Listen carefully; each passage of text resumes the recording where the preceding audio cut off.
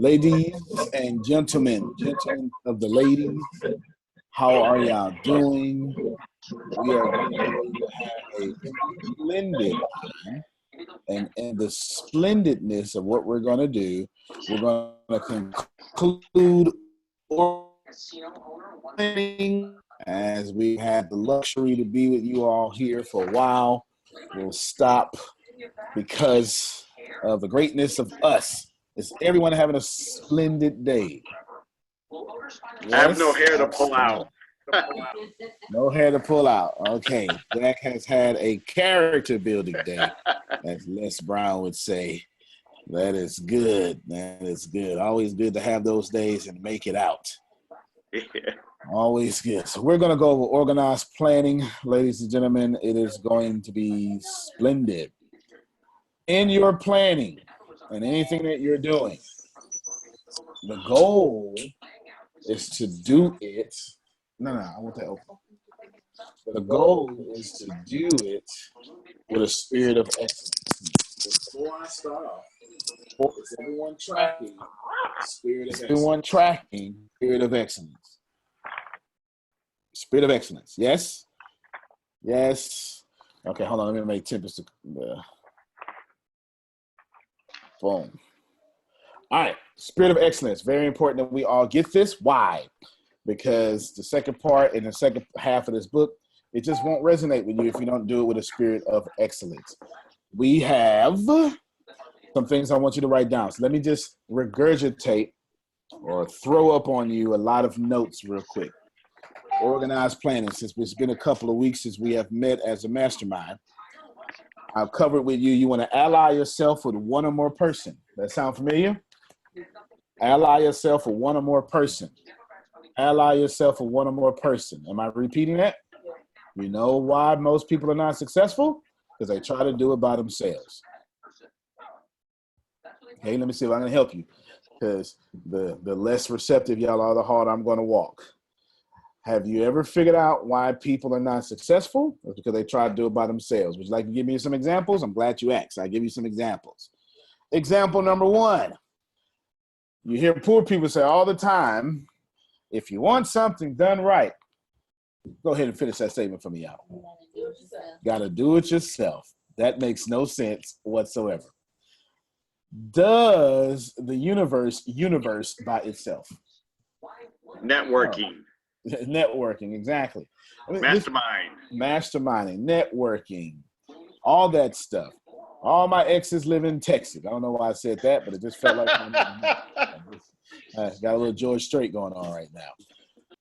You need to understand that nothing in this world does things by itself. Nothing. Actually, I should have been out there. Wait, I just made that standard. Nothing in this universe works by itself. Okay, I'm pressing this point. I'm getting ready to go faster, but y'all are suffering with this. Nothing in this universe works by itself. Ooh, I have a problem. You know what? Let me fix it by myself. Who's doing that right now? Come on, raise your hands. Who's doing it right now? And did it work? No, because you're going against the very law of this universe. Grass doesn't grow by itself. It grows because of the soil and the mineral. Grass grows because things around it die and fertilize the soil. All death in your life ain't a bad thing. Any situation that dies, it's not a bad thing. Okay? Sometimes you need to kill relationships in order to let people live. Okay, I'm going to just roll over that one, y'all. That's getting too deep for y'all right now. Okay. All right. But are you processing what I'm saying? You can't do things by yourself. You can't get over a broken heart by yourself. You can't get over overthinking by yourself. How many overthinkers do I got? I should have 50, 60 hand. Okay. Talicia's like me. She's typing it. Come on. You can't do anything by yourself. It doesn't rain by itself. The sun helps it rain. How? Evaporation. I'm just trying to get you to see that everything in this universe is connected, and then you think that you get to separate yourself. In organized planning, thou shalt not separate. Come on. You can't do it. You can't do it. In organized planning, you cannot separate. Can I get a man A? All right. She got it. Okay. Is everyone tracking this? Are we okay here? All right. Here we go. Now, there it is. Think and Grow Rich. Jack got everything in his house, don't he? He got the big checks and the chunky checks. He's got everything in there. Ally yourself with one or more person. Ladies and gentlemen, please, before I move forward, please, please, please, pretty please, double certified, please. Super dynamic, please. It's all Brian Johnson. All that. Yeah, all that. There you go. Please, y'all, stop trying to get through your situations yourself. Sometimes we're stressing because we forgot to organize and ally ourselves with someone else. And the crazy part is the very people who need to hear this is going over their head. You know why? Because they're saying that didn't come from me. And you'll continue to suffer in poverty.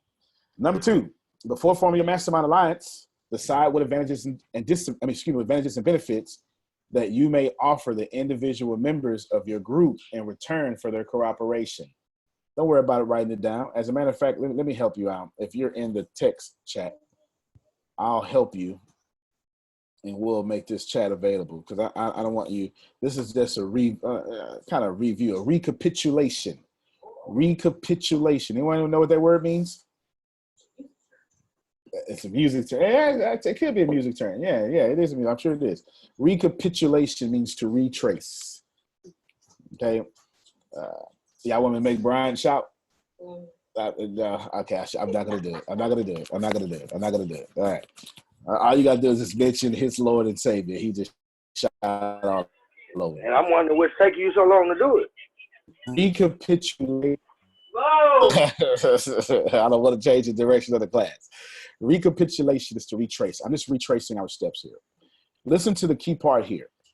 I want you to, before you form your mastermind, think about what advantages you will bring to the table in return for their. Okay, see, I don't think like this. How can I add value first before I get people to work with me? Yeah, y'all know what we do, huh? We show up and be like, I'm here, y'all better work with me. Appreciation, which means to increase in value. Appreciate, the very heart of the word. And actually, forget the heart. The word actually means to increase in value. Depreciation means to decrease in value. To appreciate someone is every time I see Jack, I increase his value in my life. Man, I'm already on it today. I ain't wasting no time. To appreciate your spouse, you must see him or her in a greater value than the last time you seen them. That's all right. Hold on. Is this my hand? Is that my back? I pat it myself. That's all right. I got it. Pat my own back. Okay. Appreciate, to increase in value. What are you adding to people, ladies and gentlemen, that gives their cooperation? All right. I'm going to say it again. Say it in a different way. The people you have a problem with in your life right now, little problem, big problem, small problem, hurt problem, laugh problem, whatever it may be, ask yourself, what advantages have you given them? listening. It's listening. Listening is good, right? How have you seduced their cooperation? So let's go. Let's follow Jack's energy. Give me some examples to get people to cooperate with you according to Napoleon Hill and Dale Carnegie, how to win friends and influence people. Look at them. Okay, you're right. Look at them actually does work. How many of you people? How many of you trust people that don't look at you? Go ahead, Jack. Give me another one. Show interest. Oh, see, now you're talking, Jack. Now you're just showing off, right? Jack like Family Feud. Yeah, he's got all the answers. Good answer, good answer. The survey says thing. Yeah, he's right though. He's right to show interest. Someone else, give me something else. Remember their name. Oh, Grace, you try to be a billionaire. You trying? I was on the phone today with someone, and it was supposed to be a sales call, and it was actually a sales call for Michelle, and she named me her two children. This was earlier today. I repeated her children's names, and she said, "Wow, you must have been very present when I told you my children's name." We were on the phone for an hour. She told me her children's name within 13 minutes of the phone call. One is 7 years old. One is 4 months old. This phone call happened 7 hours ago. The phone call happened 7 hours. Let me show y'all something. Let me show you how you get people cooperation. The phone call happened 7 hours ago. Her 7-year-old name is Sincere. Her 4-month-old name is Samir. She has a husband who lives in a city I won't name because we're recording, and she would like to bring him home. She works in the engineering field and is on maternity leave, and it ends at the end of November.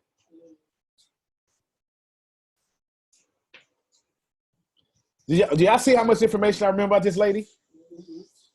I showed interest.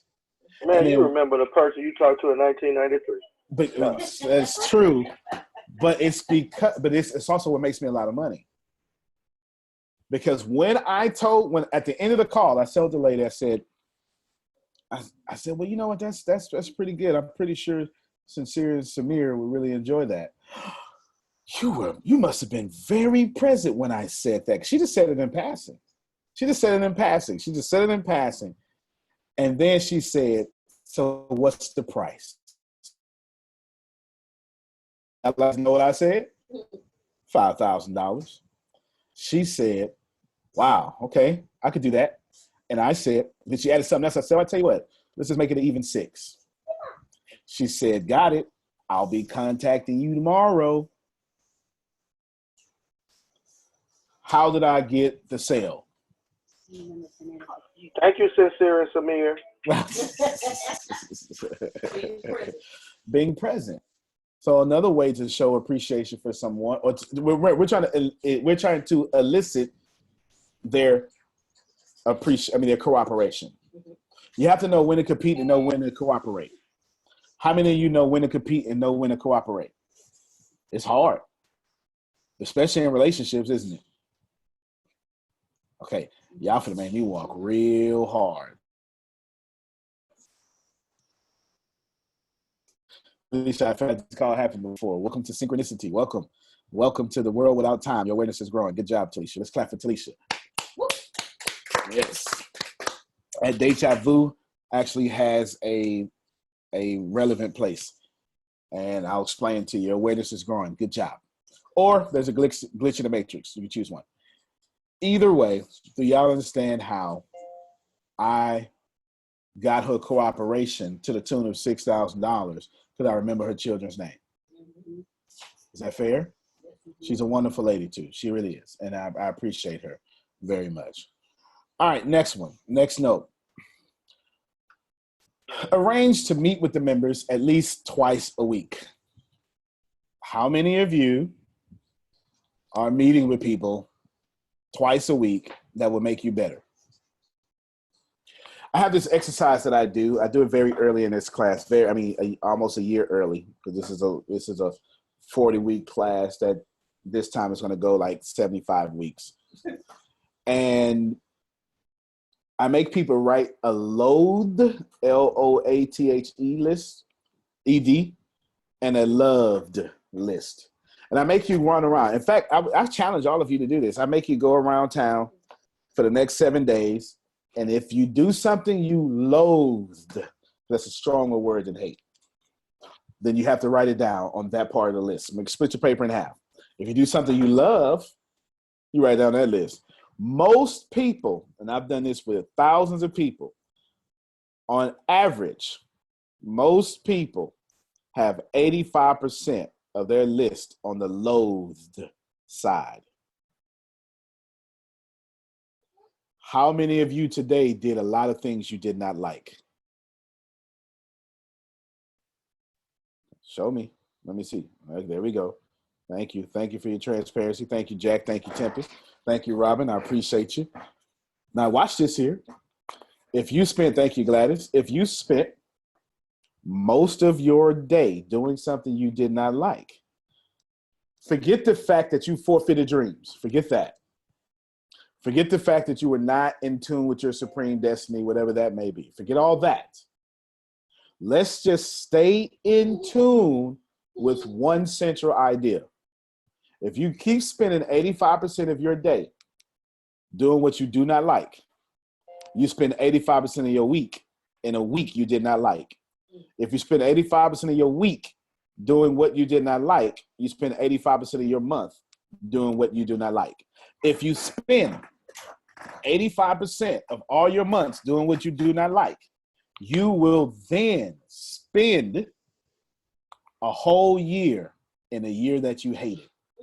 And if you spend a year in a year that you hated 85%, you'll spend a whole decade in a decade that you hated spending 85%. Now, let me pause right there before I get to your life.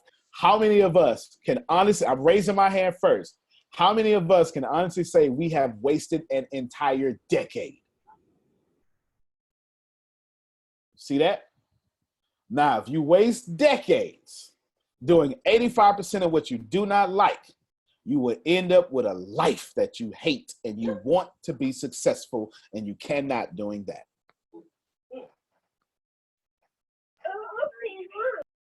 Did that make sense to y'all? Yes. That was very practical. And here's the crazy thing. It all happens because you did not monitor the little bitty decisions in your life. Everyone is so programmed to think that the major decisions in your life are the big deal. They're not. I gotta pass the bar exam. Gotta pass my T-close if you're a cop.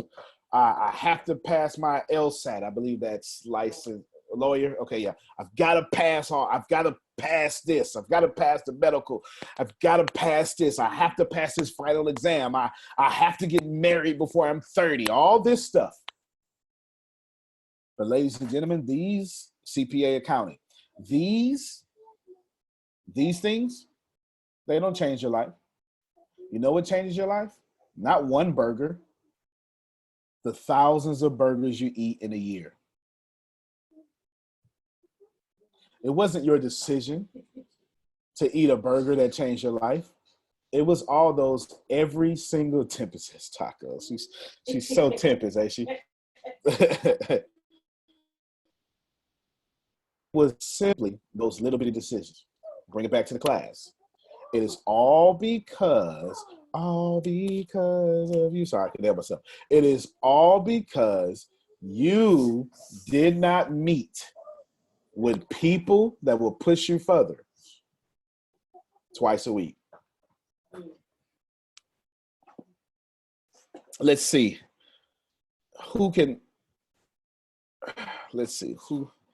James Jackson, unmute your mic real quick. And Talisha, if you can unmute your mic, unmute yours too. I want to get both of them. These are two people who met me this year. Okay. James Jackson, do I come off as the person that would let you be a loser around me? No, not at all. Have I corrected you furiously when you were attempting to be a loser around me? Is that fair? Did you hear me that break up? Yeah. Okay, you said that's correct. Good. You get that? He is around someone that pulls what's good out of him. So he doesn't get to be a loser around me. Is that fair? Yeah. Talisha, was you able to unmute? Yes. Okay, good. Now James has had plenty of conversation with me when I said stop. Just James, tell me one of the cruelest things I've told to you. This one of the what regular people would call cruel. Hilarious. I have the cruelest thing you spoke to me right here on my No. Zoom back in. This is great TV. Do it again. Okay. It says, good spirit, obedient, excuses, not coachable, too controlling, indecisive equals poverty. It felt like 30 seconds and I took all this in. 30 seconds. I don't need to know what I said. I didn't need to know that what I need to make. I don't need to know everything to make the decision that I needed to know, that I thought I needed to know, to make a decision and stick with it.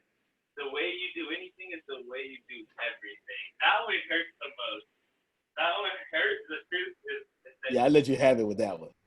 the other one is okay, yeah, that's all of it right there. I appreciate you, man. Yes, sir. Thank you for showing how cruel I am. I appreciate you very much. Right? Like, think about this for a second, right? I'm telling, now, of course, I'm not being mean when I'm saying, I'm being very stern, though. But he was trying to be a loser. I'm listening to him. All right, listen. And I went, stop. You know, you're so uncoachable. Just like that. Am I lying, James? No, like, you're so uncoachable, right? But since you met me in our interactions. Antonio. Yes, ma'am. I got one for you. I got it all through text message. Okay, go ahead. Read them, girl. Know. This is your favorite thing to me. Let me know when you're ready. Talisha be going off. She be going off on me. It's a series. Look, Talisha, she's like the woman that's really mad at something you did. So I'll get like series of text messages. And I just let it go. I put the phone down. Then I go, let me know when you're ready. Let me know when you're ready. Okay. Now, both James and Talisha, I'm going to take to extremely high places. They have the courage to meet with me in some vehicle of communication at least twice a week. You see it? I'm just proving this mastermind part.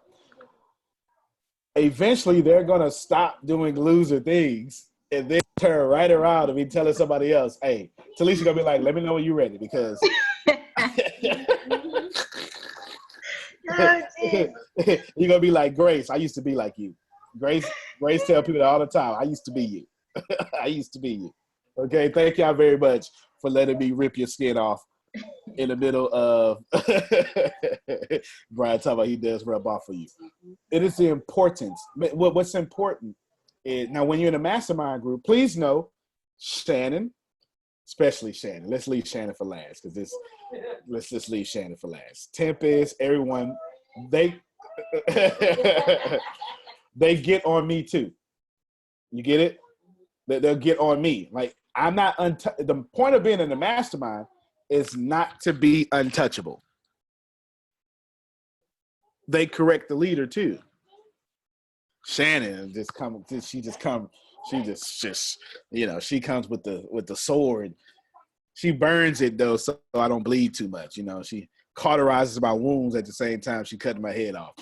You know, things like that. But she's a licensed counselor, so she can do that. She's doing it in the name of schooling. All right, y'all get the point. Organized planning. You make sure that you are at the point in your life to where you're meeting people. How much better would your week have been, ladies and gentlemen, if you had a bad day, a bad week, or whatever? In fact, let me say it this way, then I'll move on. How many? Don't raise your hands with this question. How many of you have had a bad week or a bad 2 weeks? Don't raise your hands. I don't want to single you out. Now, you know who you are. Put a percentage of how long time you had during that week or those weeks. Did y'all feel me? By nodding your heads, did you get the correlation there? No, you didn't get it? You didn't get it? He said, I got it. I just want to admit it. Yeah, because as the more you're alone, is the more you wallow in your aloneness, wallow in your pain. The more you become the Lone Ranger, the more your brain won't let you be wrong. You can make up something totally insignificant. It could be totally wrong. But the more you tell that story is the more your brain will fill in the gaps with a lie, and then it become true. if you don't believe me, this is actual psychology. It's science too. Your brain will put in details of, you ever heard somebody, I caught me a 13-pound fish. Next time they tell that story, man, it was a 20-pound. Now at the family reunion, Jack, I'm telling you, I caught a world record fish. And the only reason that I didn't get notarized for is because I threw it back in the water. You know, what a picture. I didn't want to take pictures, man. You don't do fish like that. You get it. You get it? Okay. We make up stuff in our heads and then it becomes true.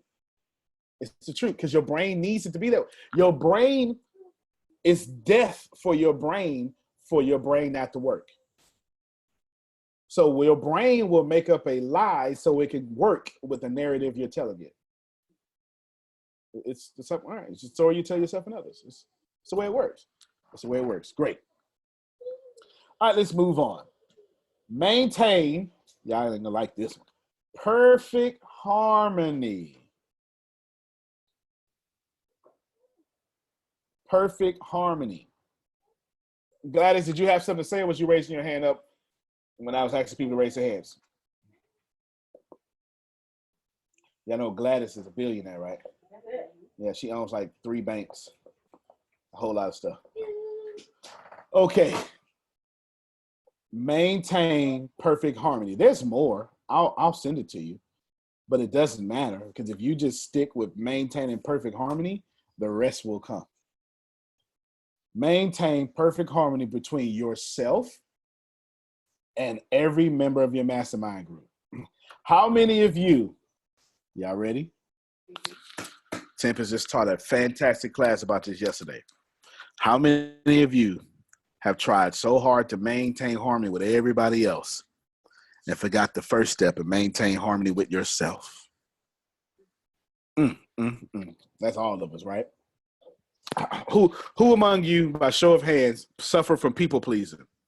Because this is totally for you. There you go. And I always want to have a pity party too. There it is. There it is. Remember that the goal is to maintain harmony with yourself first, and then maintain harmony with your mastermind group or the people you're around. That was for my people pleasers. Grace has a question. Can you elaborate on maintaining harmony with yourself? Okay, I shouldn't even try to run over that. Right now, it's going to be a broad answer. I'm going to come back to you and get you to define this a little bit more, but I'm going to give the broad answer. Cat Williams, he's a great philosopher / comedian. He's been in jail a lot recently. He says, you got to be in tune with your star player. Now, although that's comedy stuff, it's pretty accurate, though. You have to know yourself enough to know what serves you and what does not. But if you don't have an end goal, that becomes a bit difficult. How many of you don't have an end goal for your life? It's okay. It should be, statistically, it should be about 60% of you. Okay, some of you like so-so. Okay, so-so is just a kind word that we say for no. Okay, that's all that is. That's all that is. He's laughing. He knows it's true. That's all it is. It's all it is. When you don't know who you are, anyone can put what you're not on you. I'm helping somebody. You got a problem or not? Don't reject information. Okay? If you don't know who you are, other people will put who you're not on you. Remember that.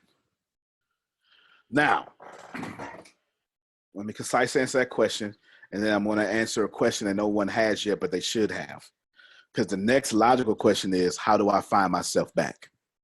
That's the next logical question that no one's asking, but it's there. Okay. You have to be in harmony with your big mind, is what Oprah would call it, or your supreme destiny is what Oprah would also call it. Okay. What you are here for? Now, I'm not saying you got some destiny written on some board in the sky. I'm just simply saying that if it feels good, that's kind of what you were here to do. If it feels bad, that's not what you were here to do.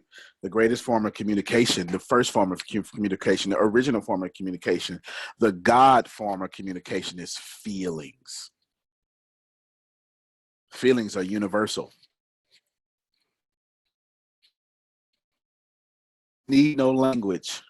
You can go to Baghdad right now and someone's speaking Arabic and they know what pain feels like without you translating it. Can I get a man A? Right, here we go. All right. Now, how do you get yourself back? Fair question, right?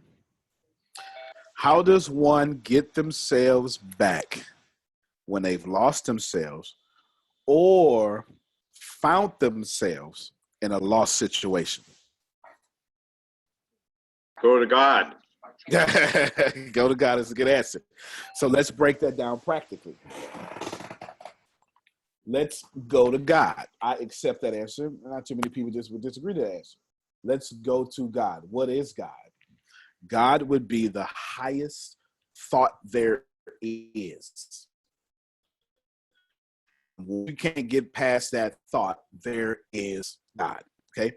He's the highest philosophical thought. He is the strongest of the strong. Whatever it is, if you can't go past it, there is God. This would be a scholastic argument when you're using logic and reasoning to prove God's existence. Okay? They did this in the 12th century. Now, Thomas Aquinas, if you heard of these people, they did these things. Using logic and reasoning, go to God, right? Let's just use logic and reasoning. While using logic and reasoning, go to God, what is also God. God is the greatest thing there is, and that greatest thing there is gives life. Is this fair? Does anyone disagree? You can't, I'm just being very proud. Good. Do you have life? Excuse me. Go ahead, sir. The sound engineer is telling me to tell you not to put that mic too close to your mouth. Okay, good. Thank you. All right. The highest thought gives life, correct? Therefore, you have life. So where is God?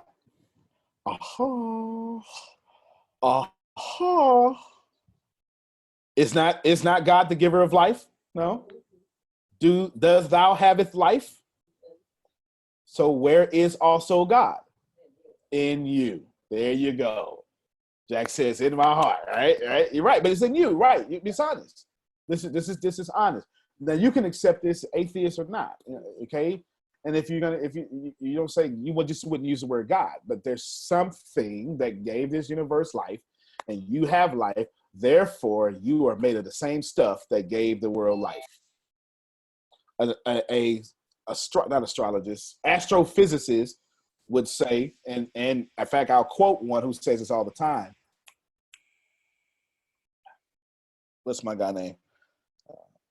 The cool black guy. Neil Tyson deGrasse. Neil deGrasse. Yeah. Okay. All right. He would tell you we're all made from star stuff because his mentor taught him. We're all made from star stuff. So let's break this down practically. How do you find yourself when you've lost yourself or when you found yourself in a lost situation? One person said, go to God. Nothing wrong with that. And I broke down with logic and reasoning what is highest, highest. Sure. You ask yourself what you want. Retrain your subconscious mind. Okay. Yourself. When you steal the voice of this world, when you strip away your gender, your nationality, I'm a Republican, man, I'm a Democrat, man, when you strip all that away, you're left with what you call God. This is why you will always be your own rescue. Scholars call this something different. Would you like to know the scholastic term, or the scholarly terms? There is immanence and transcendence. And God is both. God is both transcendent and he's immanent with an I. Okay, he's transcendent, which means out of this world, not existing in the realm of man. If I transcend to a different reality or dimension, right? You get the meaning of transcendence. All right. He's also immanent. This means the immanence of what we will call God, or some will call God. Okay? Immanence. It means here. And God is both. He's here and he's there, same time. And this is not a spiritual thing. We're just saying what scholars would say, right? Get that. I'm telling you the solution to your problem is both out there and in you at the same time. Boom! Oh, that was solid. That was an argument for many schools of thoughts that Buddhists, Christians, atheists, Sikhs,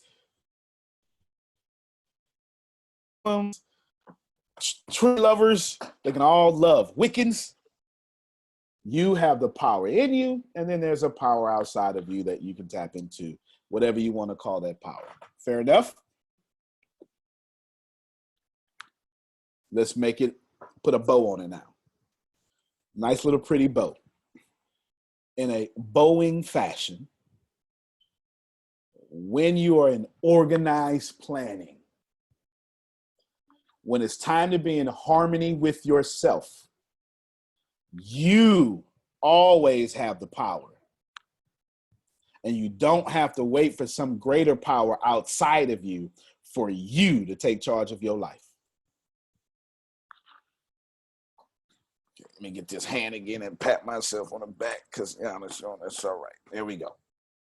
Can you repeat it one more time? You always what? I sure can. You always have control over your life. No, he didn't make you hit him. You did that. Uh-huh. No, she didn't make you cuss her out. You decided to cuss her out. Wealthy people always blame themselves. If I get into a car accident tomorrow, I'm going to say, man, I should have woke up earlier. I'm dead serious. I'm just dead serious. I would have missed that accident. I'm going to always blame me. It's far healthier for you to blame you before you blame someone else. And only the wealthy do it. You don't have to like that, but that just proves why you're not wealthy. It just proves why you have not thought yourself rich yet. Is this fair? Okay. Again, this is not something you have to like. And a big chunk of being successful is doing stuff you don't want to do stuff you don't like, but you're going to have to do stuff you don't feel like doing. Getting out of your comfort zone. You got to get out your comfort zone. And there are no gyms in your comfort zone, ladies and gentlemen. There's no diet-free cheesecake in your comfort zone. Nope. They're right here. Let me show you something. This is my addiction right here. Well, this is my second addiction. My biggest addiction is books. Right here. Y'all see this? You see this satanic device of chocolatey goodness? I'm gonna virtually pass it to Jack. Right there.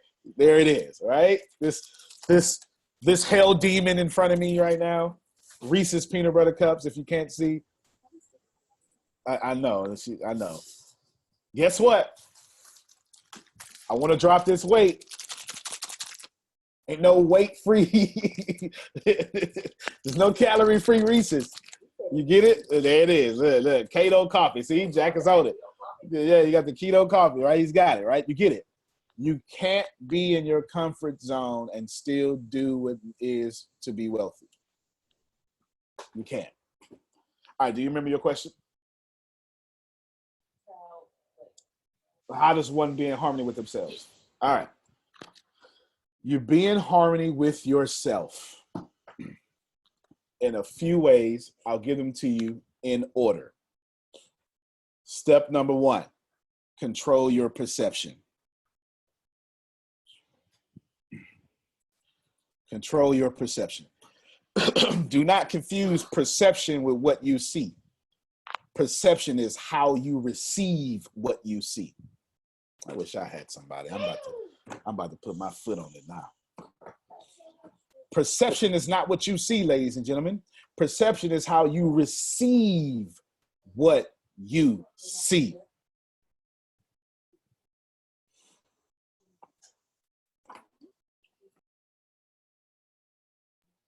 Perception is how you receive what you see.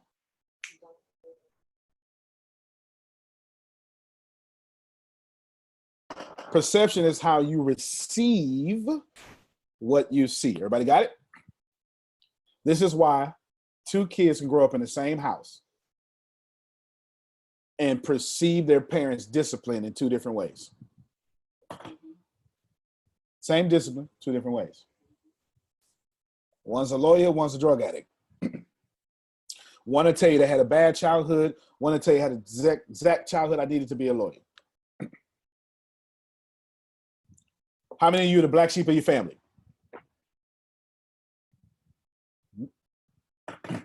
Your perception let that happen.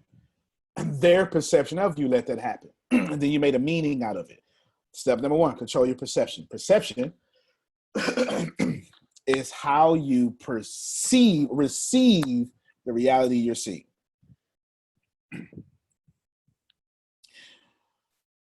Some of you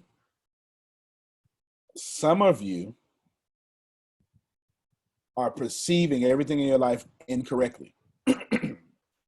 But since you perceive it and it goes into your subconscious, it automatically for your reality.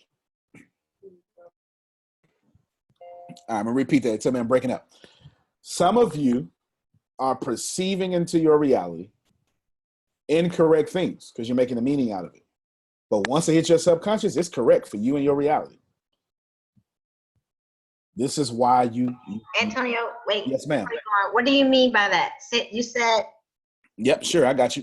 Meaning, what do you mean by that? There's a book called Code of the Extraordinary Mind that is going to explain it better than me, but I'll borrow from Vishen Lakhiani. Code of the Extraordinary Mind. He breaks down how we perceive an act, and then we make a meaning out of it. And then we attach that meaning to that act, and we have a mean-making machine. It just keeps being that meaning, and that meaning gets stronger and stronger and stronger. And as we grow up, every time this happens, we make a meaning out of it. Did I break up there, Jack? Just a little bit? Okay. Tippy, send me the phone number. We make a meaning out of things. We perceive something and then we immediately go into making a meaning out of it. We make that meaning out of it and it follows. In the 6th grade, it means something different. And then we get stronger and stronger and stronger. And every time something like this happens, it becomes that meaning. I'll give you an example, Talisha. There is, for me, I'm going to talk about me. I was going to talk about somebody else, but I'm going to talk about me. For me, since my parents gave me up at 6, I made a meaning out of that. Would you like to know what I said? My parents don't love me. 6 years old. That's a fair response for a 6-year-old.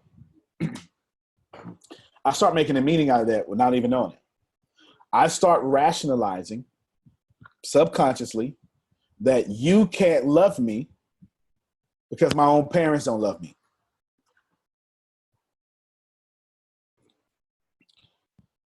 You ever met an angry kid with no parents or this and that? It's probably struggling from this. I made a meaning that if I was to ever receive love, I had to reject it. Why? Because I never got to receive my parents' love.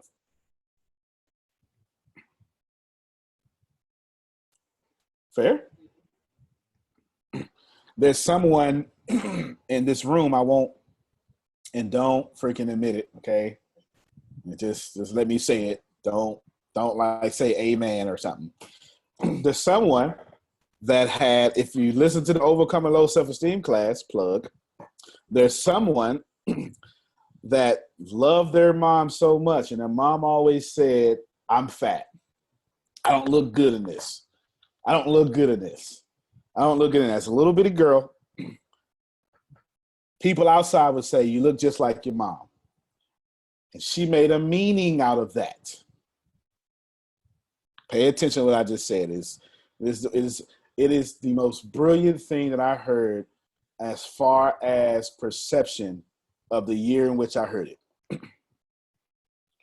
She made a meaning out of her mom's own self-image. And since she was told she looks like her mom, she made a meaning and said, well, I'm fat, I'm ugly, I'm unworthy. Everybody get that? That's perception. Did that help you, Talisha? Yes, I want to make sure I got this right. So she perceived, she said that because that's how she viewed her mother. And is that accurate? Or Yeah, that's accurate. But the thing you really need to catch is she took something and made a meaning out of it. And that's when it became perception. And the meaning is not correct. Your meaning is not correct, or that's not? The meaning is never correct because you have infinite wait. There's a caveat here. The meaning is never correct because you have an infinite wave of possibilities. But once it hits your subconscious, it is absolutely correct for your reality. Your subconscious cannot tell the difference between right or wrong, real or fake. This is why when you have a nightmare, you wake up.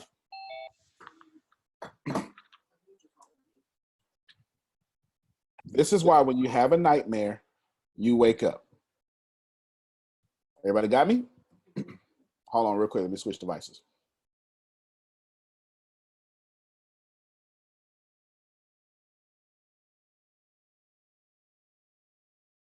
All right. Question. Yes, ma'am. Go ahead. How long does it take for something to hit your subconscious mind? Well, that's let's not focus on how long does it take, okay? But the answer to your question could be instantaneously, or you got a lot of variables here. It could be instant if it's something you already struggle with, or if it's something you've already told your auto suggestion, this is what we accept as reality. It could be instant. This is why, whatever makes you mad, Talisha, if I pull that trigger right now, you're going to instantly get mad. If I push that button, it's going to instantly happen. Because that's just one of those cases. Because you've already told yourself, in this reality, when this happens, respond this way. Your perception has given your auto-suggestion permission that every time these set of events happen, boom, cuss this mother out. Come on, act like y'all ain't real now. Come on now. Y'all Can I say something funny? Go ahead. Dude, this was the class you cursed me out of. So right. Because you wouldn't listen. You wouldn't listen. He was so mad. He was so hour. He just took over the class, beating in. I had to cuss him out. I really did cuss him out. Okay. Now, that's an instant case. You know how most of you got your low self-esteem and your insecurities? It wasn't instantly. It had no effect on you, Chantel. No effect on you, PJ. No effect whatsoever until someone you love said it. You see how that's not instant? Yes. Talisa? Yes. But when someone you love said it, you let that plant that seed. Sometimes it'll be instant, sometimes it'll be not. A lot of variables there. Lots of variables there. But if it goes into your subconscious, it's over. You have to retrain your subconscious to get it out. You retrain your subconscious. If you don't know, I'll tell you right now. Shannon Clark teaches a tech class on it. You retrain your subconscious in 3 ways. This is the neurological way you retrain your subconscious. If any of you have something you're struggling with right now, I'm going to give you the neurological way to retrain your subconscious. Step number 1. Examine the story you tell yourself and others. Somebody type it in notes. Good job. Examine the story you tell yourself and others. Step number 2, examine your limiting beliefs. Said it. Step number 3, examine your fears. Examine your judgments and fear of consequences. Now, if you want a detailed 12-step process of this class, just go to one of the classes you already have. It's called Overcoming Low Self-Esteem. We giving it away at no charge because we like to help people. Dr. Shannon R. Clark teaches it.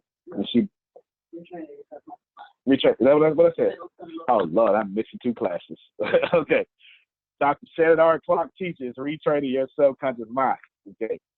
Should you want to learn about overcoming low self-esteem, Campus teaches and has a podcast, running podcast about overcoming low self-esteem. And most people need both. It typically has a fantastic future for overcoming low self-esteem, but I won't tell you what it is. I don't want to give away the product. Speaking of that. That's right. Y'all got to read Shannon comment. Okay. Those are the 3 steps. Now let's go back to being in harmony with yourself. Is that what it was? Step 1, control your perception. Step 2, love yourself. Ain't that the hardest part, son? I wish I had some real folk on this call right now. I need some real folk. Yeah. Come on, I want some real folk. I mean, because you know what happened? You have some folks that get 50 and act like you know everything. Or you young folks, you get 18 and you act like you know everything. And you don't know nothing. The more you know, the more you find out you don't know. The more genius I become, the more stupid I know I am. It's the truth. Hey, I know I don't know a lot, and I love myself. Is that Renee? Yes, that's me. Good. Seriously, I know a lot of stuff, and I know it very well. And I don't know nothing. And the deeper I get into quantum physics, and believe me, I'm a master at quantum physics. If it wasn't for business, I would have my PhD in quantum physics right now. I was going to get my PhD in 2 different 3. I have 3 options. I was going to University of Houston for mathematics, and this is not a lie.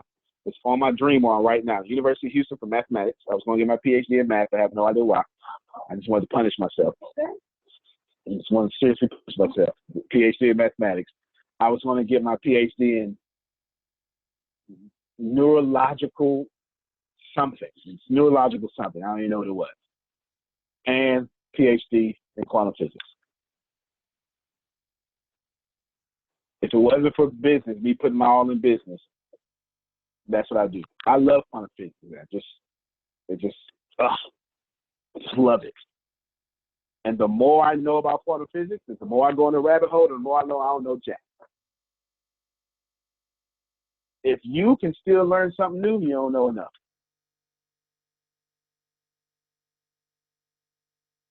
If you can still learn something new, you do not know enough. Love yourself, ladies and gentlemen. That's step 2. In order for you to be in harmony, you can't organize no plan, no harmony. Marie Whitfield just said on chat, that's outstanding.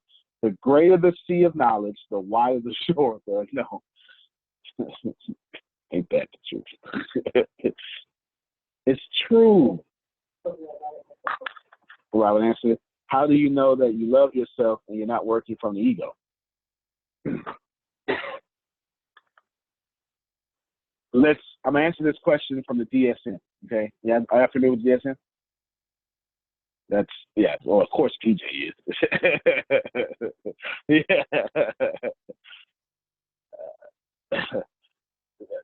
It's the manual of all psychology. This is what psychologists use. Okay, it's the manual. So I'm trying to break it down. So let's go from here.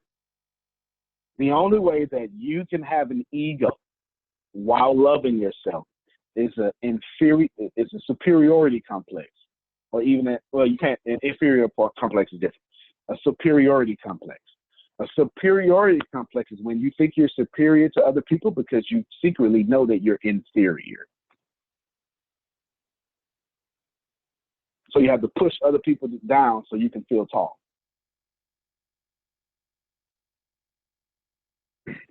You see this all the time. This is why most people are walking around with some sort of mental health issue and don't even, it's completely undiagnosed. That's ego. Now, we got acronyms, edge and God, we all that stuff, but practically that's ego.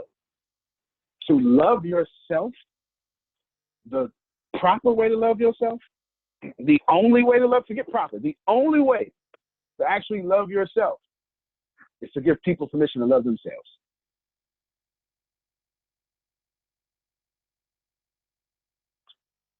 See, this is hard. How many of you can be in a relationship with your spouse or significant other is wrong, and you love them in their wrongness without conditions?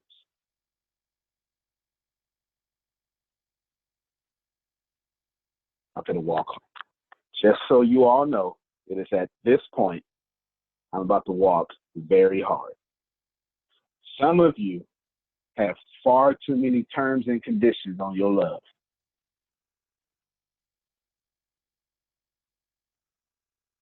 I'll love you as long as this don't happen. You know what? I'll love you, and I'll keep loving you when this does happen, but I got a breaking point. What? There are no breaking points. Something serves you or it does not, but there are no breaking points. No breaking points. You stand in the gap. You hold it down. You love yourself. You hold yourself down. And the way you get in harmony with yourself is to change your perception, and then you begin to love yourself. And you know why it's in that order? Because you cannot love yourself with an incorrect perception. Self-image, not to be confused with self-esteem. Self-image is what you see. Self-esteem is how you feel about what you see.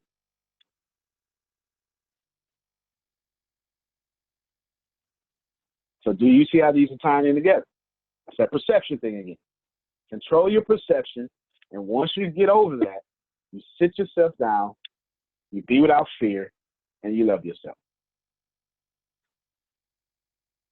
And let me tell you, ladies and gentlemen, that's the second hardest battle you're going to face. Step 3, y'all ain't going to like this one. Total forgiveness. So you can't be in harmony with anybody else until you first forgiven yourself. Hey, y'all signed up for this. That isn't me. Y'all signed up for this. Wasn't even my question. I was going to roll past it.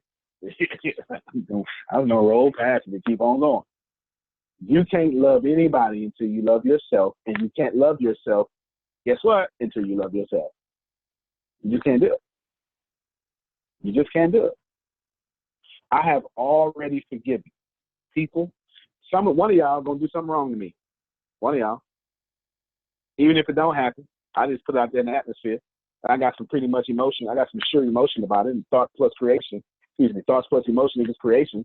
So I just kind of enacted one of y'all gonna do something wrong with me. I just kind of manifested that because I thought it and I have the proper emotions behind it to believe that one of y'all gonna do something wrong with me. And when you do, I've already forgiven. 2 years from now, somebody gonna do something wrong with me. Baby, you already forget. Don't even worry about it. I ain't even tripping. Allow me that colloquialism. I know I got a degree or two, but I ain't even tripping. You know, I ain't put the V on the even. I ain't even tripping. It's all one word. PJ, let me hear from you. You got some good background here. Shannon, get ready. Shannon, get ready. Shannon, get ready. Don't try to double team me. Don't even try to double team me. I have a question actually to catch up. Apologies for being late. Had to check out another Zoom, as you know. Have you defined love for the purposes of this conversation tonight already? What, we're talking about what love is and what real is. Have you defined it? Not yet. You can go after it for me. No, I'm not trying to define it. I just, I'm not even trying to go there. I mean, I have my own, I think a lot of people have their own individual definitions of what love is. So I was wondering if we are operating on the premise of one unified, accepted definition of what we're talking about tonight. That's all. Fair enough. And I would define love. If I disagree, I'll chime back in and give you my opinion. How about that? Okay, no problem. No problem. So I'm going to define love and harmony, so we're going to be on the same page. Is that fair? Because we're talking about being in harmonic vibration with ourselves and our mastermind. I'm going to define love and I'm going to define harmony. Harmony is my definition. Love came from an old pastor named Bob. Would y'all like to know what Bob taught me? I am a sophomore in college. Bob is a 72-year-old white man, 6'2" tall, pastored 50 years, just retired. Bob stood up in the front of the room at Houston Baptist University and said, fellas, there's all guys in the class, stop basing your relationship on love. Everybody went, what? That don't make no sense. Love is too volatile. Base your relationship on forgiveness. Forgiveness is the greatest form of love.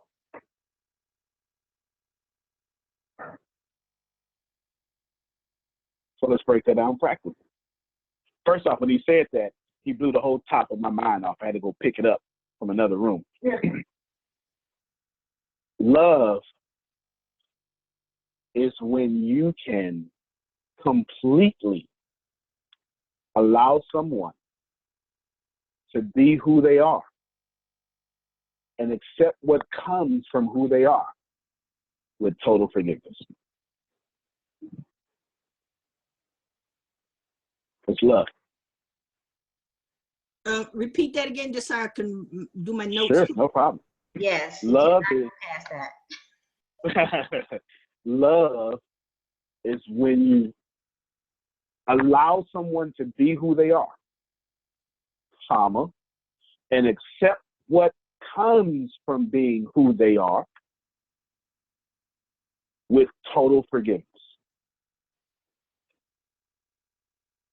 See, a lot of y'all love your mate, but don't love what comes from them. Hey, I did not bring this up. This is not my conversation. A lot of you love your mate, but don't love what comes from them.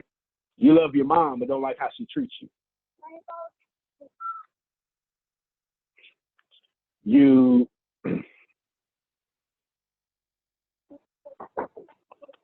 love your dad, but don't like how he left. I understand. Go ahead, PJ. Chime on in here. Okay, who brought this up? I gotta pull my little church card here for a minute. Pull it, PJ. Listen, wham, bam. So, but even God says we can love the sinner and hate the sin. So I subscribe to. I can love someone and not necessarily love everything that comes from them. Everything that comes from them is not lovely. And since, you know, my dad says I can do that, I subscribe to, you know, I can weed out and get the chaff from the wheat and say, you know, if I'm going to choose to love you and sacrifice and put you and allow you to be, then I've kind of got to like what I'm allowing as well. I'm just throwing that out Fair there. enough. No. You're doing a good job. You're doing a good job. You're doing a good job. I'm going to say this.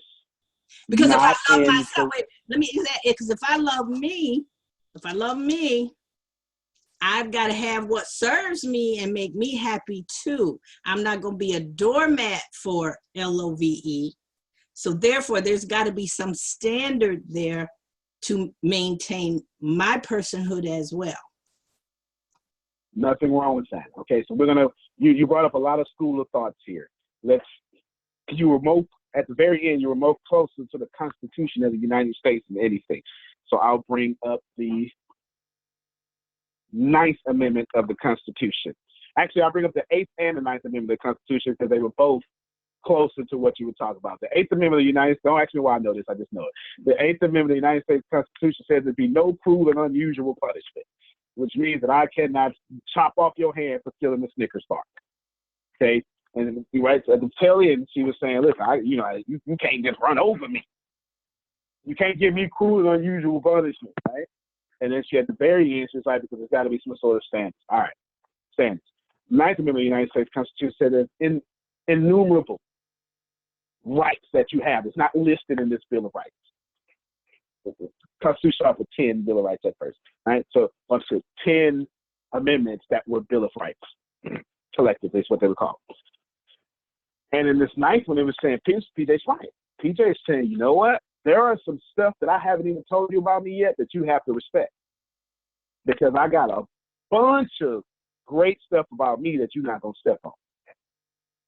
Or a better way to say this, your right, First Amendment of the United States Constitution now, your right to do this should not infringe upon my right not to want it to happen. Oh, this is fair. This is a rational argument. Nothing's wrong with that. And the rationality of what you're saying, PJ, I agree with you. Unfortunately, love is not rational.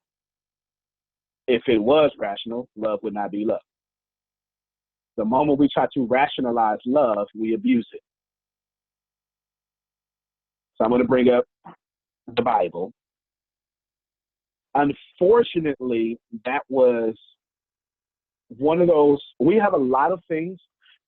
Have y'all ever heard of penance? Penance, like Catholic penance. Do penance. Okay, here's how this works. Now, I love Catholicism. Okay, I'm not a Catholic. I love Catholicism, so I'm going to walk lightly here. Penance was this thing floating in the air. It was this concept floating in the air during from the apostolic period, which is everything after 100 AD until 1600 to be right around there when we started the Crusades. Everybody heard of the Crusades? The Crusades when the Christians went back and took the motherland from the Muslims, okay? And of course, we did that with death. But we'll just leave that alone. Get off that soapbox. You don't want me on that one. But let's just do this here. The penance came up because one of the popes, I won't bore you with his name, but one of the popes said, you know what? If you go out to the Crusades, you're gonna get something great. And everybody's like, wow, what was something great? Not even stuck. This is actual world history and church history.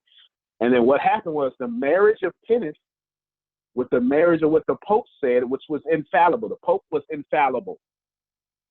They married each other, and penance became part of the church. What's what? Infallible means not wrong, ever. Okay? What comes from my mouth cannot be wrong. Okay. It's a marriage of ideas that seem to be in the Bible. Unfortunately, PJ, love the sin, but not the sinner is not in the Bible whatsoever. You can look it up. You can Google it. None about that is in the Bible whatsoever. What it is a perfect marriage of philosophy, church philosophy, and us trying to rationalize grace and truth together, and it married itself to where we think it's in the Bible. There's another one. God will not put more on you than you can bear. That is not in the Bible. It is a misreading of a text kind of similar, but it's not in the Bible. It's not. So here's what I'm saying here. What I'm saying here concisely is, although we are right, there's nothing PJ said was wrong. Nothing. But it's not love. It is a form of love. It is a side effect, or it is a lower form of love. But love, I'm going to describe. I saw this on the internet. Y'all ready for this? Let's see. Let me get someone. I'm going to get a man. James Jackson. Come on, play with me. Yo. All right, here we go. My man James. I want to give you a job, okay? All right. Well, watch this here. Y'all ready? The job has no pay.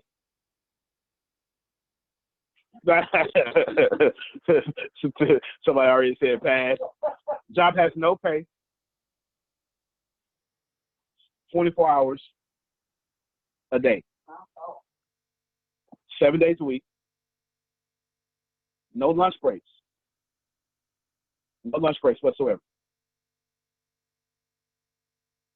No health care. I'm seriously, I'm not going to give you no health care, buddy. No pay. No restroom breaks. No privacy. You get no privacy with the job. Sounds like slavery. Okay. Right? But no health care. No pay. No breaks. No food. No money. I'll respect you if I feel like it. I'm going to, and listen, and then when I want to talk back to you, I'm going to. I have the right to make you bleed. As soon as I meet you, I have the right to make you bleed. Sounds like a spouse. It sounds like a mother. I just described your mom. Tell me I'm lying. Say that again. How did I not? What? How did I not? Your mom gets no lunch breaks, no pay, no respect. You talk back to her if you want to. As soon as you met her, you made her bleed. No privacy whatsoever. I literally did the job description of a mother. That's freaking love. That's love. Do you see how rational love is not? Thank you for playing with me, James. I appreciate you. Yeah. Think about that. Some of it's going over my head, so. It was supposed to be. In fairness, I saw a video on the internet a while back that played that game. I saw that, so I didn't make that up. But it was so profound. I was like, they went interviewed these people. They put a real job posting out there, and people were really applying. And they was just listening to all this stuff. And then at the very end, everyone was in tears. It was like, I just described your mom. And they're like, oh my God, Mom, I'm so sorry. But that's love. That's love. It really is. Love isn't rational. Love has more grace than it has truth. You didn't run over your mom. And again, there's nothing wrong with what I agree with every single thing PJ said. With the wrong motives, see, PJ has great motives. And she's older than me. When she was my age, she would have abused some of what she just talked about just now. Because she didn't have the experience that she has now. You get it? At her age, she can understand to do that and still respect someone. when you're 37, you still think you're invincible. You still got something to prove. People still better respect you. Come on. I wish I had somebody. Let me get some real folk out there. Come on now. Come on now. Which one of y'all? I come here. I ain't come here to be your friend. I came here to get my money and do my job. Come on. Okay, I was just say, I ain't got enough real people on the phone call today. I was gonna say, I know better. I know better. This is what we do. Go ahead, PJ, please. Okay. I was obedient. I Googled it.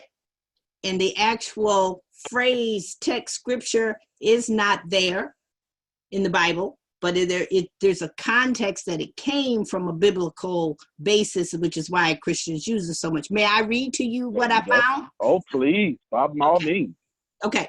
Love the sinner, hate the sin, while a common saying among Christians is not a phrase found in the Bible. However, the concept is biblical. Jude 1:22-23 says, and have mercy on those who doubt, save others by snatching them out of the fire, to others show mercy with fear, hating even the garment stained by the flesh. These verses tell us to extend mercy and compassion for people and hate for the sin.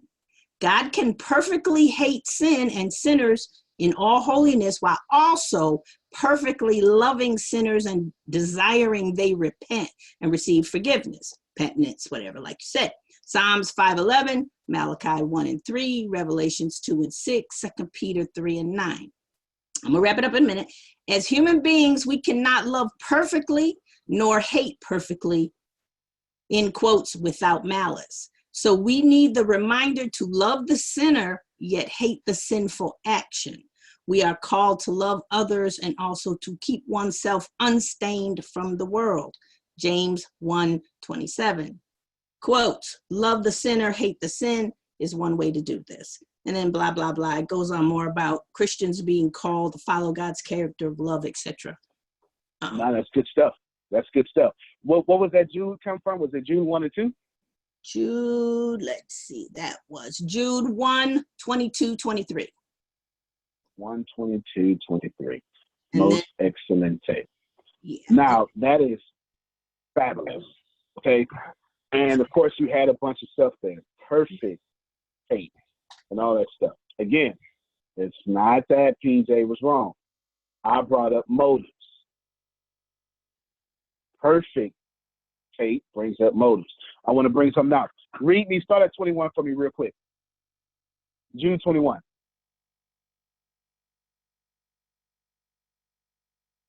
Hold on, I just closed it out. I thought I was done. Hold on, give me 1 sec. That's okay. And while you're doing that, I'm going to qualify myself real quick. So, ladies and gentlemen, Jude you don't know it. Jude what? Jude, verse 21, because it's just one chapter.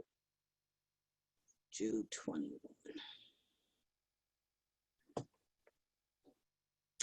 Keep yourselves in God's love as you wait for the mercy of our Lord Jesus Christ to bring you to eternal life. That's the NIV. Yep. Okay. And read the next verse for me.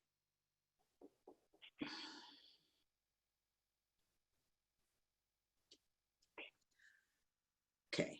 I'm gonna do 21-23 then, because that's what I pulled up. Keep yourself in God's love as you wait for the mercy of our Lord Jesus Christ to bring you to eternal life. Verse 22, be merciful to those who doubt. Verse 23, save others by snatching them from the fire. To others show mercy mixed with fear, hating even the clothing stained by corrupted flesh. All right. Now, okay, cool. Now, I want to point out something, because now I'm getting ready to prove PJ correctly. Okay, that's why I want to do this. But I don't do this often. My minor is in biblical languages. Okay, I'm getting ready to do some Greek to point out a few words that talk about motives. Okay, now to prove PJ right, let's go back to 21, because I want to be respectable to all of you who have this faith. Okay, 21, 21. Well, it pays to be a Greek scholar too. All right, here we go. I'm going to read this now in Greek. So my translation will be a little bit different than yours, but it would say, I'm translating as I go. The love of God in yourselves, keep awaiting the mercy of the Lord of Jesus Christ unto life eternal. So I'm parsing and translating all on the fly. So my words are a bit out of order, but I'm doing it right now. The only word I want to point out there is mercy. Mercy is transliterated would be E-L-E-O-S or eleos. And this word is a noun, and it is in an accusative, and it's neuter and it's singular. I'll break all that down. Neuter means it has no gender, which means it's across the board. It is the noun that is important here. Let me find out the subject of the sentence real quick. Waiting, keep now yourselves in the love. All right, so it's not the love. Love is the noun here. Make sure in this whole sentence, which means it's the subject. Love is the subject of this sentence. And what was what I was talking about? Mercy. Mercy is in a prepositional phrase. All right. No, it's not. Mercy is modifying the prepositional phrase of the Lord. Okay. What this means, this is an accusative. Accusative would be the indirect object. It indirectly receives the action of the sentence. The direct object is what receives the action. For those of you who can't do English like this, don't worry about it. I'll break it down for you again. John is the subject of the sentence. Let me use the real names. Jack hit Antonio into Jerome. All right. Jerome is the indirect object because he indirectly receives the action of Jack hitting Antonio. Antonio is the direct object, and hitting is the verb, and Jack is the subject of the sentence. Got me? Now, what's important here is to just simply understand that mercy is not only modifying a big chunk of the sentence, but it's modifying the prepositional phrase of the Lord. All right. Motives. Not just regular mercy. Mercy like the Lord's. 22 doesn't really matter in this case. 23 is where the power was at to give big props to PJ. I'm going to translate 22. My translation is going to be a bit different, and I'm parsing on the fly. Save data. So also save others out of the fire. Snatching. Okay, so I gotta go back. Also save others out of the fire, snatching them.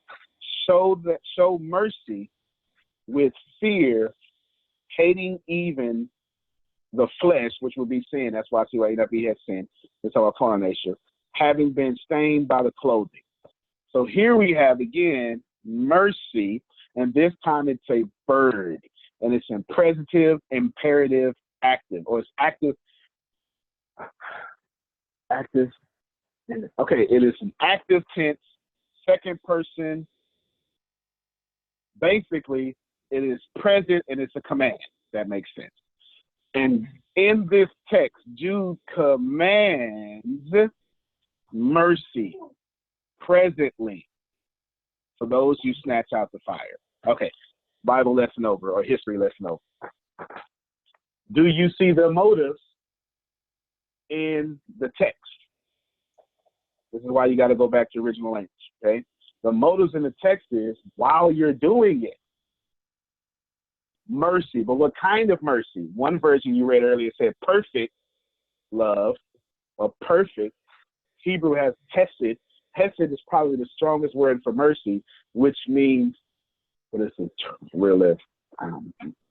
Hesed. It means mercy, but it means everlasting love is what hesed means. Everlasting. Without conditions, without end. What you cannot do is take love and then cut off grace. So as long as you put standards on yourself and put standards on other people, there's nothing wrong with what PJ said is what you should do. Oprah will tell you. If Jerome can't control his energy, I'll control it for him. Yeah, I will control his energy out of my life. I wish I had somebody.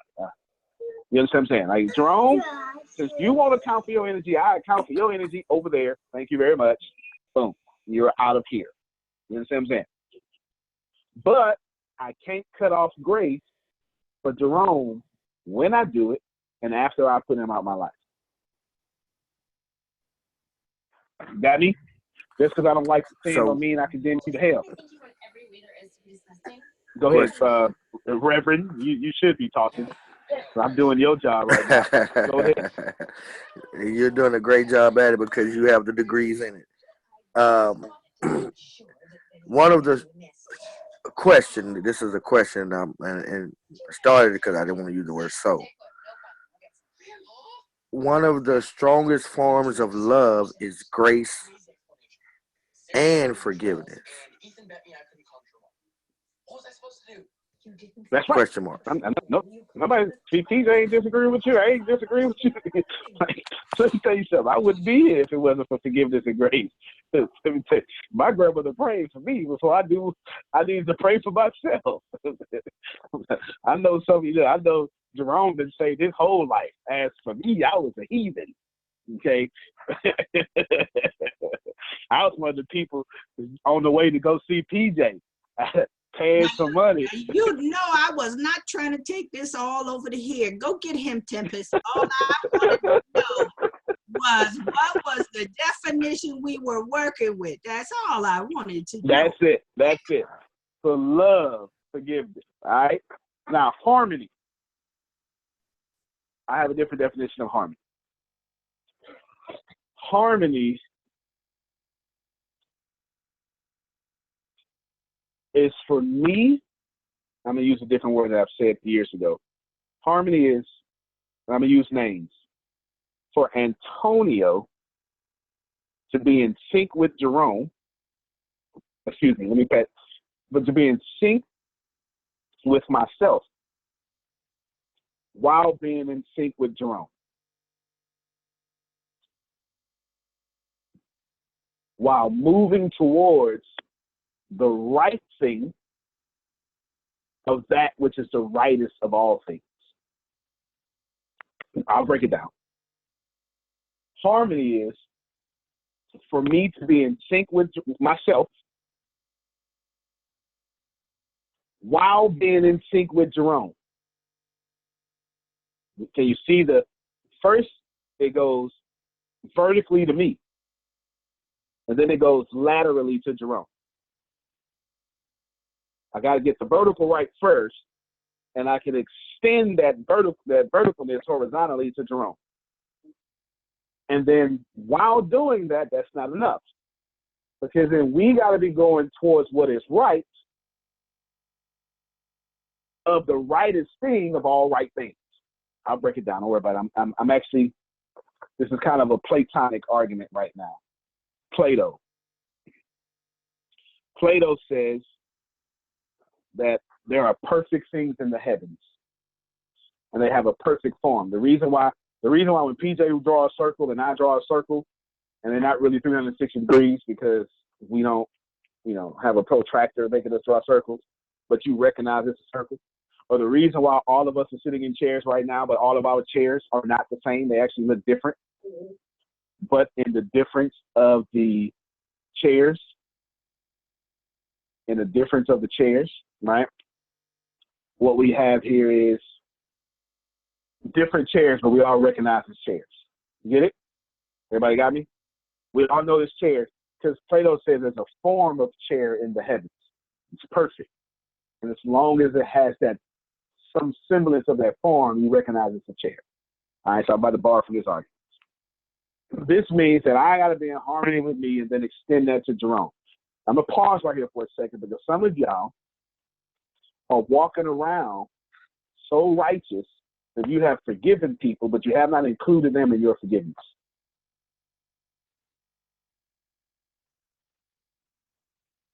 some of you have forgiven people, but you have not included them in your forgiveness. You let it go, but every time you see them, you got them walking on eggshells because you refuse to include them in your let go-ness.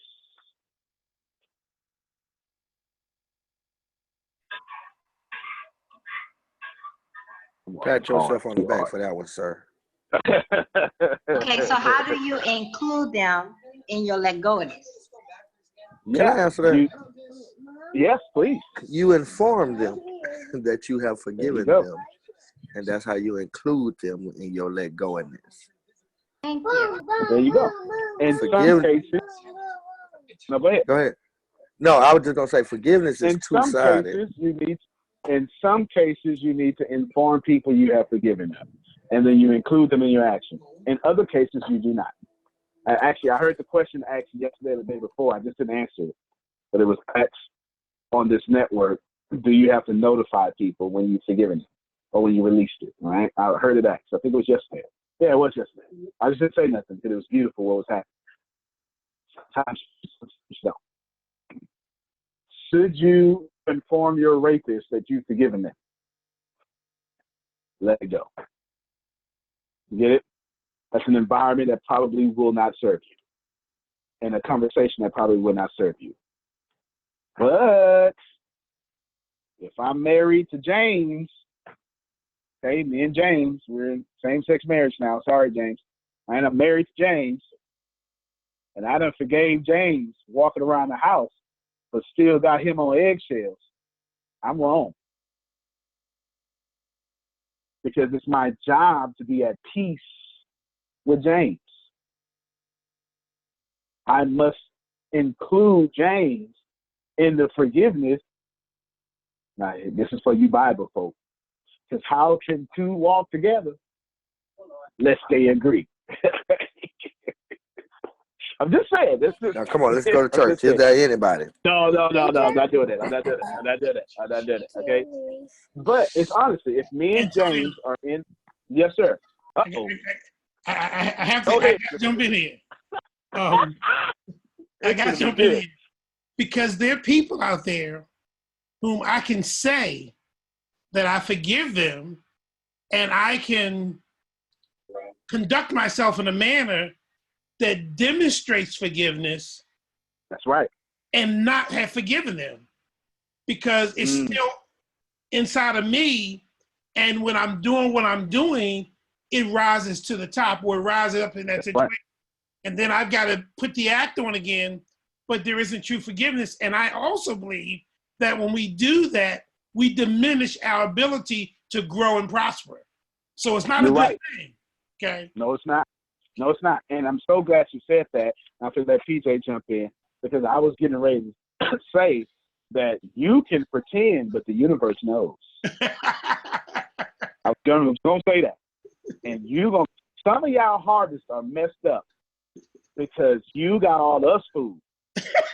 Don't have the universe food. Nah, boy, come on now. Now you preach. I am quick to tell people.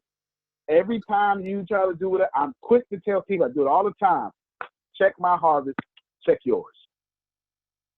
I'm very quick to check the harvest, because a good tree can't bear bad fruit, and a bad tree can't bear good fruit.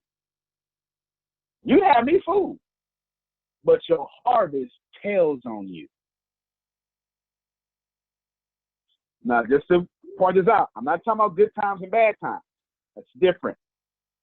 I'm saying the continuation or the constant continuation of your harvest tells on what you planted. Because the only thing coming out the ground is the only thing you putting in it. Okay? Go ahead, PJ, then we'll answer Shannon's question. Could Talisha just repeat her question one more time to make sure I'm where I thought I was at? Sure. Talisha, you mind repeating your question? I didn't have a question. Okay, because somehow we got off onto genuine forgiveness and not. I thought you had asked Talisha something about real forgiveness or something like that. Well, the reason we're here right now is because I'm in the first half of the definition. Vertical harmony for me must extend to Jerome. So we're still on task, but that we're in the first half, because I want to tell you about the right of right, but I can't tell you yet because you can never go to what is right and then what is right of right, which I'll explain, get that out of esoteric knowledge, without first laterally honoring man. Your 10 commandments are set up the same way. Wait, hold on, Angelo. Hold on one second. Sure. Shannon put it in the chat. Okay, Thank you, Shannon. Her question was, how do you know when forgiveness has happened, or how does the person know? That's how we got off on. Okay, so my response, go ahead. One of my responses was like what Jerome's talking about. Well, there is no such thing as fake forgiveness, really. That's an oxymoron, because if you forgive, that's true. It's real. So it's in thought, word, and deed. That's my litmus test for me. It's in thought, word, and deed. So when someone comes up on you that you supposedly have forgiven, and you still grit your teeth, or you still in the back of your mind really wish you were ripping their head off, you already know you haven't really forgiven them. And secondly, forgiveness does not mean reconciliation necessarily. You can totally and honestly forgive a person, thought, word, and deed, put it in your heart, all the hard work it takes to get it in your heart, but you do not have to ever break bread with that person again, see that person again, want to meet with that person again, talk to that person. They could be totally out of your life, but you could have released, let it go, and forgiven them. That's right. No, that's fantastic input. I'm not going to correct or add to that. That's fantastic. Forgiveness does not mean reconciliation. But that's not even the root of the word is it comes from Latin. It means to let go. You don't have to reconcile everything you let go. To let go of something says you no longer have control over me. You understand? PJ, I'm with Shannon. That's a word. Forgiveness does not mean reconciliation. It does not. Now, I like what PJ said, thought, word, and deed, or she said thought, word, and deed. I like that because that's the same thing I'm saying, harvest. She's saying forgiveness has a harvest. You can't grit your teeth and forgive at the same time. You can't bring back up old stuff and forgive at the same time. Forgiveness, everything has a harvest. And what I find coaching hundreds of thousands of people, what I find that is most heart-wrenching for me is people believe that they can do something and be excused of the harvest of what they've done. No matter what you do, the harvest is coming out. I like to say it this way. You plant a seed, you automatically schedule the harvest. Automatically. The moment you plant it, you have scheduled when it's coming up. And you don't have no control over when it comes up, but you have scheduled it. I wish I had somebody. Plant it, you automatically schedule a harvest. That's it. And when you plant it, you gotta get it. And this is why harvest is like credit score. Your credit score is the numerical equivalent of your character. Let me get off of this real quick. Mute my mic here so I can. Credit score is the numerical equivalent of your character. You promised that you was going to pay. And they got you mathematically equated down to how often you pay when you say you go pay. Harvest is the same way. Harvest is the physical representation of your true actions. You can fool me with these wolf tickets all you want to. I'm showing my culture now. But when you plant a seed, the real you comes out in the harvest. You can say what you want. You can say what you want. I got some kinfolk that go whoop to whoop to whoop to whoop to whoop. You can whoop to whoop to whoop all you want to. Here's what's not gonna happen. Your mouth ain't gonna determine your harvest. What you plant will. Like PJ said, you can thought, deed, and action all you want to.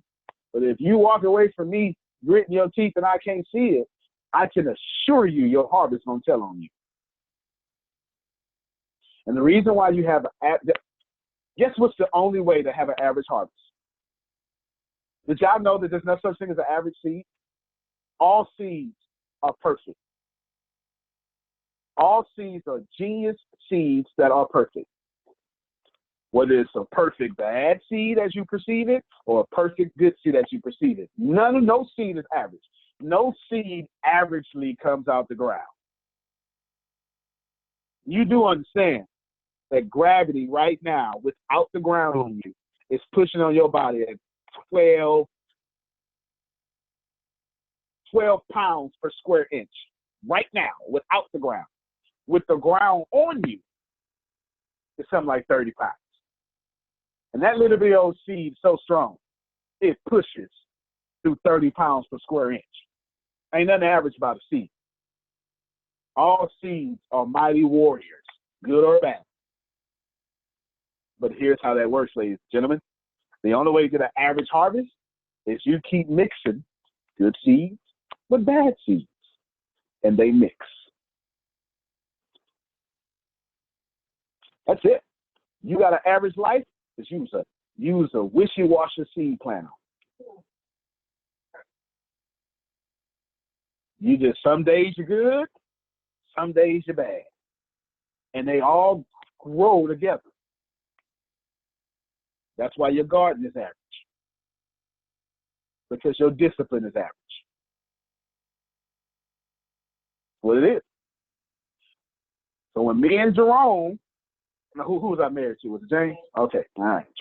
I wanted to marry a guy because I didn't want to put marriage on some woman and be offensive, but I know James, and I know he's not gay. He's got a fiance, right? All right, so I'm married to this guy I'm never going to marry, which does not offend anybody, but unless you just don't like that kind of thing. But that's okay. You can tell it's a joke. I'm married to James, and I won't include James in my forgiveness. That's wrong, because I agreed to share a garden with James. Therefore, forgiveness does need reconciliation, because I've agreed we're going to share a garden.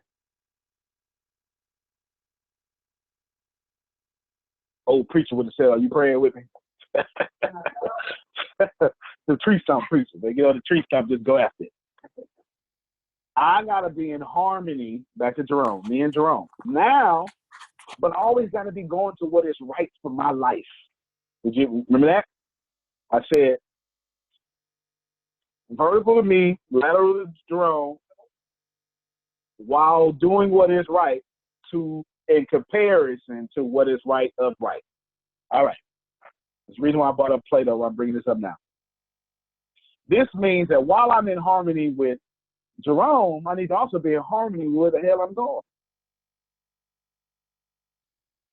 And this is important because, ladies and gentlemen, if you don't get this, you're going to spend your life in harmony with people that won't let you go where you're going.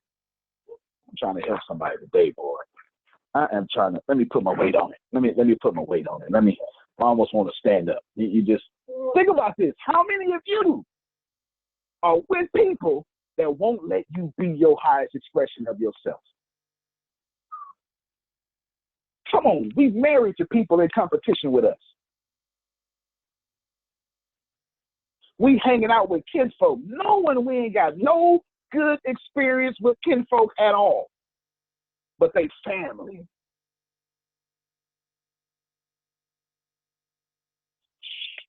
You better listen to Tyrese. Tyrese said loyalty has an expiration date. I'm not loyal to everybody in my family. I love them over there.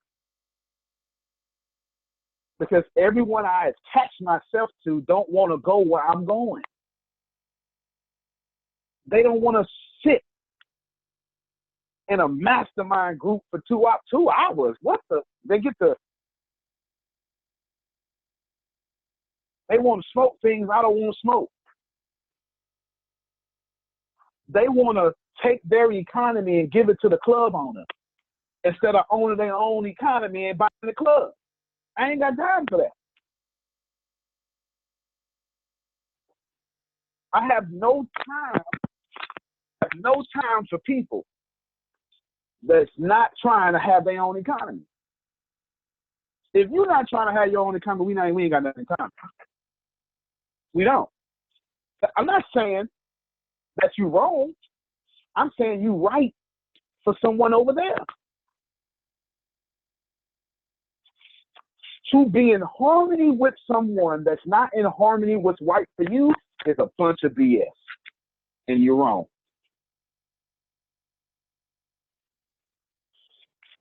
How you gonna be in harmony with someone and they don't want you to be a speaker, trainer, coach?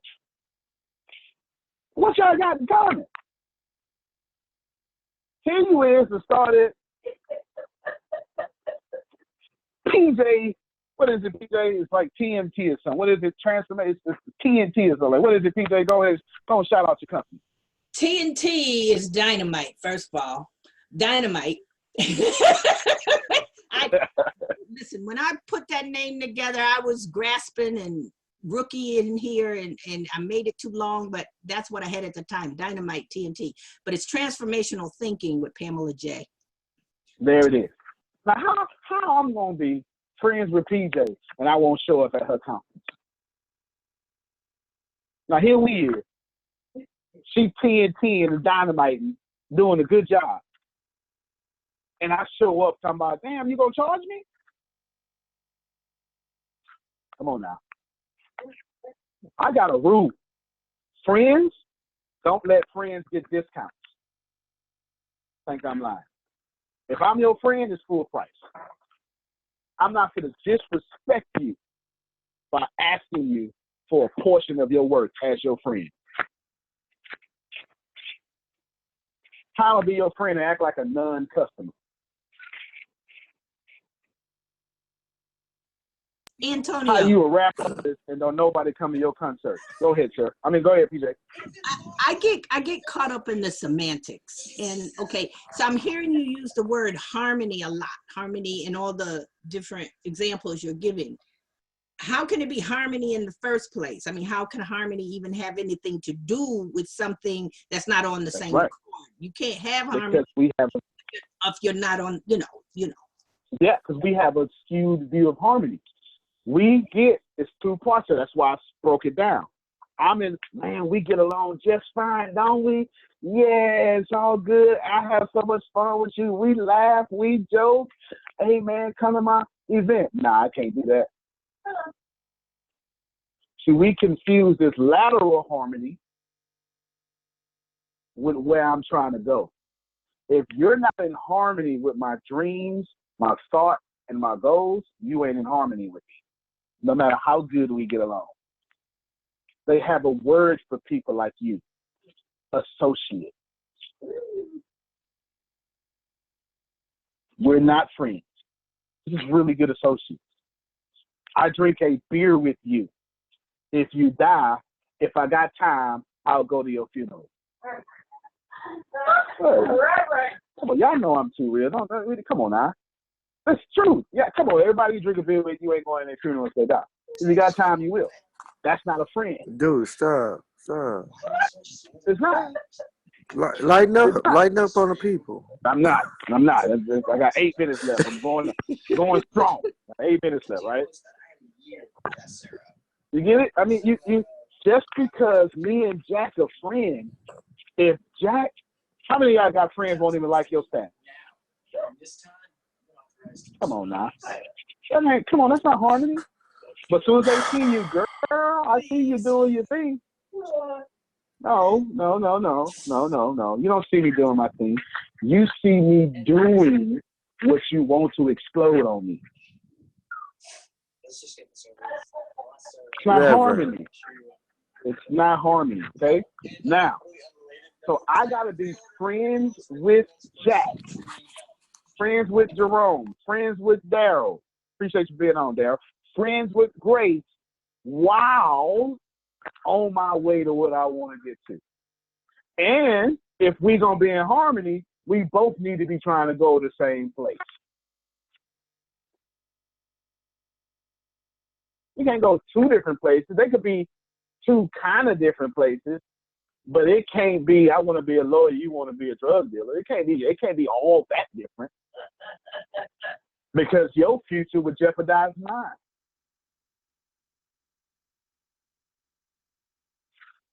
What type of 3 people TDJ said? Okay, good. Now think about this for a second. So I'm going where I want to go. Everybody got me? Now that's part of it. But then there's a right of right. What I mean by this is, well, how do we even get the word right or wrong or these some comparative words, right? Better, best, well, good, better, best. These are comparative words. And what we're saying is there is some standard, and there's a word called gradation. Gradations just mean levels. Young folks say there's levels to this, okay? The gradations.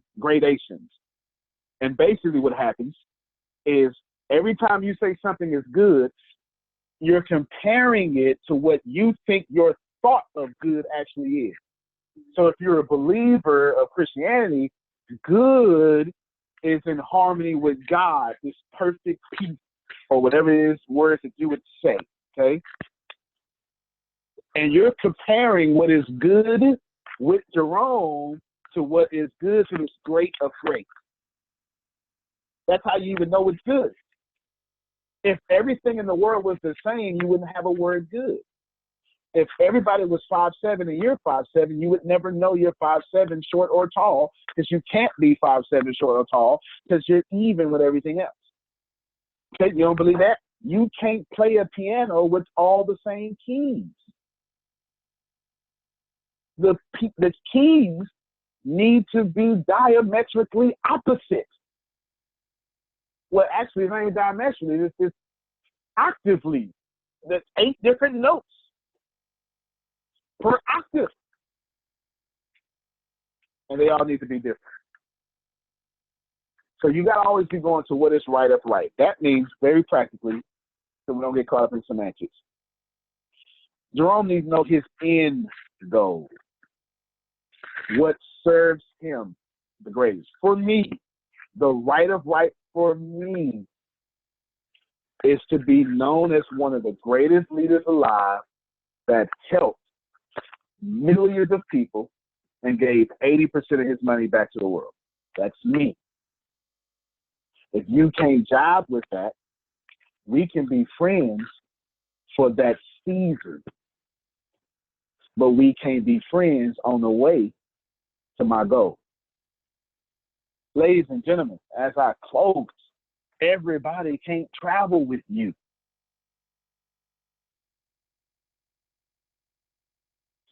Felicia said, no, don't close. Everyone can't travel with you, honestly. Receive this all in you. Just wrap it in your head. Everybody is not equipped to go to what's right for you. Some of them don't even like you getting what's right for you until they get what's right for them before you. Some of the people in your organized planning and your organized groups, they don't even like you shining unless they shine first. And God forbid you shine more than them. I say it all the time. I'll say it now. The problem with shining is you also reflect. The more you shine, the more you reflect. That means if you get close enough to my shine, you're going to see you in my reflection. Which I had somebody. And if you don't like what you see, you're going to try to kill one or two things. You're going to kill the reflection, or you're going to kill my shine. I wish I had somebody. If you don't like what you see in your reflection, You ain't killing my I'm the shine. one. Exactly. If I'm the one making you see your reflection, you either gonna kill the reflection or you gonna kill my shine. Hey man, I'm out of here, man. It's all good, man. Nah, it's cool, man. Do your thing. That's killing the reflection. Or you know what, Darryl, don't follow him, man. He ain't nobody. He ain't nothing but a such and such such and such. That's killing my shine. And everybody in your life ain't right for your future. Damn. That's no disrespect. Last 2 minutes, I want to leave you with one closing thought. It is not arrogant to protect your garden. Your garden is what is going to flow from your life. And everything you eat from, every harvest of your winnings, comes from your garden. And everybody shouldn't be in your garden. Amen. So write this down. Thank you. Write this down. It is not arrogant to protect your garden. It is intelligent to protect your garden. Antonio T. Smith Jr., you can plant better. You can dominate. Thank you, everybody. We'll unmute all your microphones, and then you can say hi and bye to everyone. Love you all. Appreciate you. Thank you. Bye. Good time. What's up, everybody? Appreciate to see you next Wednesday. Thank you, all of you, for being on. Appreciate you from all across the world. Darren, very good to see you, my brother. Your business better than mine. I'm jealous. All right, everybody. Thank you. Thank you. Thank you.